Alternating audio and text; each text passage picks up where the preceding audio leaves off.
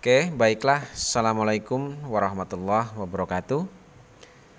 Ya, kembali dengan Buana 79. Salam semangat selalu untuk seluruh pelajar di Indonesia, baik dari Sabang sampai Merauke, dari Miangas hingga Pulau Rote. Baiklah, akan saya coba bahas terkait laporan keuangan dari persamaan dasar akuntansi yang kedua, ya, di mana pada pertemuan sebelumnya saya sudah bahas terkait laporan keuangan dengan menggunakan data persamaan dasar akuntansi dari usaha jasa clean, ya, usaha jasa pencucian mobil clean. Nah, pada pertemuan kali ini saya akan bahas kembali terkait laporan keuangan yang berhubungan dengan persamaan dasar akuntansi. Nah, dalam kasus ini tadi kasus pada salon jelita.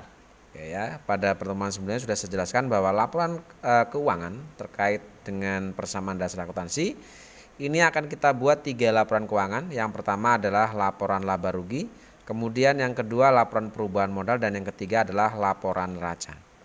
Oke, langsung saja. Mungkin untuk mempersingkat waktu, di sini sudah saya siapkan untuk persamaan dasar akuntansinya, yaitu dari salon jelita. Di mana pada pertemuan sebelumnya ini sudah saya bahas juga terkait bagaimana cara menyusun persamaan dasar akuntansi, dan ini sudah jadi. Setelah persamaan dasar akuntansi dari salon jelita ini selesai, maka langkah selanjutnya kita akan coba menyusun untuk laporan keuangannya. Kita mulai dari laporan laba rugi atau laporan yang pertama.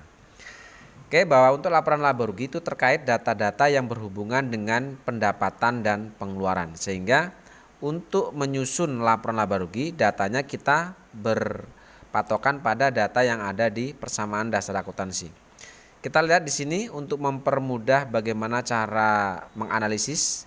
Di sini untuk pendapatannya sendiri sudah saya kasih warna merah, ya. Ini ada data tanggal 4 itu ada pendapatan, kemudian tanggal 6, kemudian tanggal 8, ada tanggal 10 dan seterusnya sampai di situ di dokumen terakhir yaitu tanggal 28. Itu untuk keterangan yang berwarna merah adalah yang merupakan transaksi-transaksi pendapatan yang ada di salon jelita. Nah, atas adanya transaksi pendapatan baik itu tanggal 4, kemudian tanggal 6, tanggal 8, tanggal 10, tanggal 13, tanggal 15, kemudian tanggal 21, tanggal 26 dan tanggal 28. Oke, setelah kita sudah ketahui, maka kita masukkan pendapatan-pendapatan itu ke sini. Oke, kita masukkan semua ke sini. Setelah kita masukkan, baru kita masukkan nilai saldonya. Ya, mulai dari pendapatan tanggal 4 sampai dengan tanggal 28 ke sini. Kita masukkan, kita lihat saldonya, kita fokus pada akun kasnya atau kolom kasnya di sini. Perhatikan di sini untuk pendapatan tanggal 4 adalah 1 juta. Kemudian tanggal 6 2.500.000 kita masukkan sini. Ya, 1 juta, 2.500.000. Kemudian tanggal 8 itu ada 7.500.000. Lalu ada lagi tanggal 10 500.000 dan seterusnya. Kita masukkan semua nilai pendapatan itu ke kolom sebelah sini. Oke, setelah sudah kita masukkan, baru kita jumlahkan seluruh pendapatan ini, kita letakkan di sebelah kanan, sehingga didapatlah total pendapatan yang ada di salon jelita selama periode bulan Februari itu adalah Rp16.545.000. Oke, itu adalah nilai pendapatannya.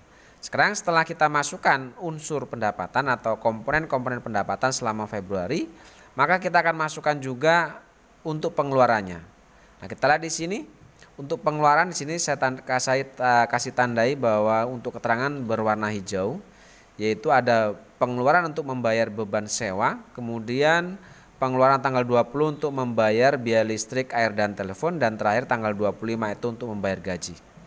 Oke, ada tiga jenis pengeluaran, ya, membayar beban sewa, kemudian biaya listrik, dan untuk membayar atau pengeluaran untuk membayar biaya gaji. Ini kita masukkan semua komponen itu ke sini di dalam kategori pengeluaran, yaitu pengeluaran tanggal 3, tanggal 20 dan tanggal 25.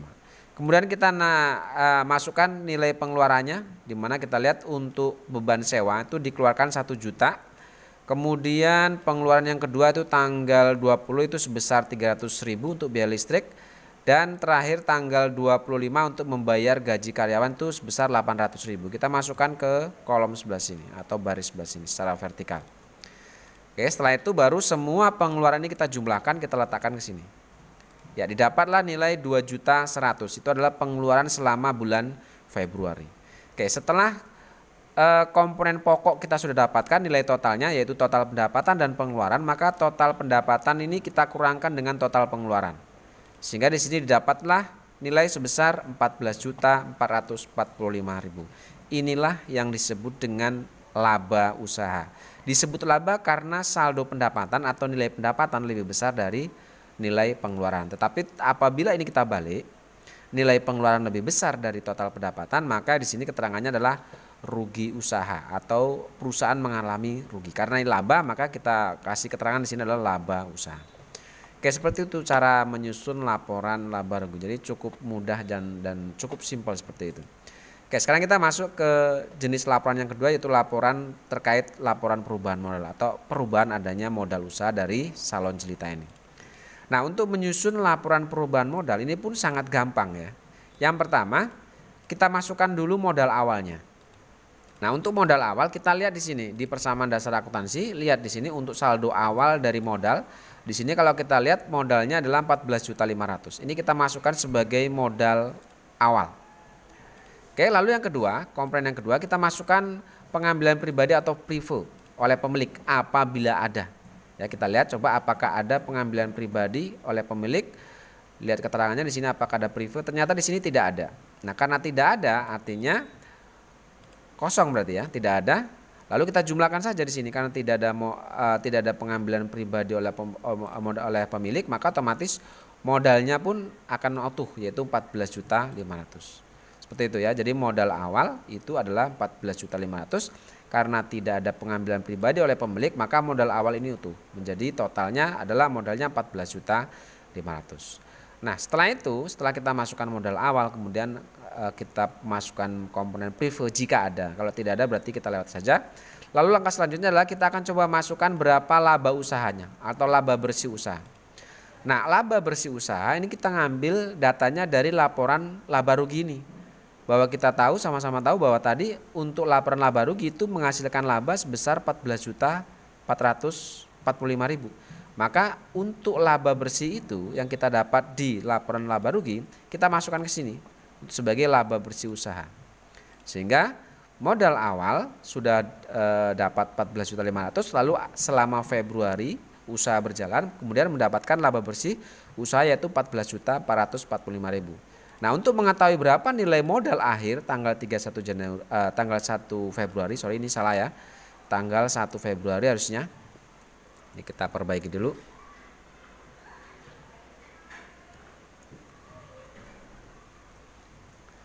Ya, seperti ini.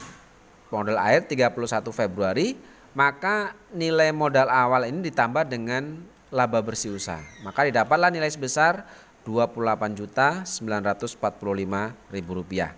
Ini adalah modal akhir 31, harusnya 28 Februari ya.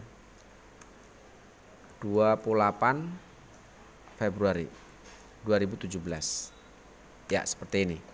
28 Februari 2017. Nah, untuk mengecek kebenaran dari perhitungan atau dari laporan perubahan modal ini, kita lihat saja di persamaan dasar akuntansi, kita lihat di kolom modal berapa nilai modal akhirnya di sini.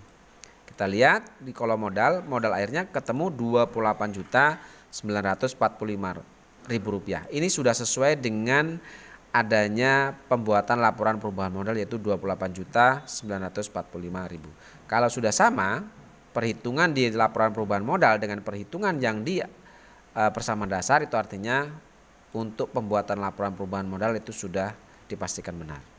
Oke, itu laporan yang kedua yaitu terkait dengan laporan perubahan modal. Sekarang kita masuk ke laporan yang ketiga yaitu laporan neraca. Nah, untuk pembuatan laporan neraca ini pun tidak sulit ya, karena kita hanya memindahkan saldo saja. Bahwa untuk laporan neraca itu ada sisi aktiva, ada sisi pasiva. Bahwa sisi aktiva itu berisi informasi terkait harta perusahaan, sedangkan sisi pasiva itu berisi informasi terkait hutang perusahaan dan modal perusahaan. Sehingga untuk membuat atau menyusun laporan neraca kita cukup mengambil data yang ada di persamaan dasar akuntansi. Kita lihat di sini bahwa di sisi aktiva itu ada kas, ada piutang, ada perlengkapan, dan ada peralatan. Ada 4 kategori aktiva. Sehingga 4 kategori aktiva ini kita masukkan ke laporan neraca ini, kita susun ke bawah seperti ini. Kita susun. Oke. Kita susun seperti ini. Ya, tadi ada 4 kategori, ada kas, piutang, perlengkapan, dan peralatan. Kita susun secara vertikal. Kemudian kita ambil nilai saldonya. Nah, untuk nilai saldonya kita ambil dari saldo akhirnya. Bahwa di sini ada kas 17.545.000, kemudian piutang 7.500.000, lalu perlengkapan 1.300.000 dan peralatan 7.600.000. Ini kita masukkan ke sini. Ya. Oke. Setelah kita masukkan semua, kita jumlahkan. Didapatlah nilai yaitu 33.945.000. Ini adalah total aktiva, ya, disebut sebagai total aktiva. Lalu untuk pasiva sama caranya seperti tadi, kita lihat di sini bahwa untuk kolom pasiva di sini hanya ada 2 akun, yaitu ada utang usaha dan modal. Berarti kita masukkan di sini. Ya, kita kasih keterangan modal, utang usaha dan modal. Untuk saldonya sama seperti aktiva tadi, kita ambil dari saldo akhirnya. Di sini kita lihat bahwa utang usaha itu ada 5 juta dan modalnya 28.945.000. Kita masukkan ke sini.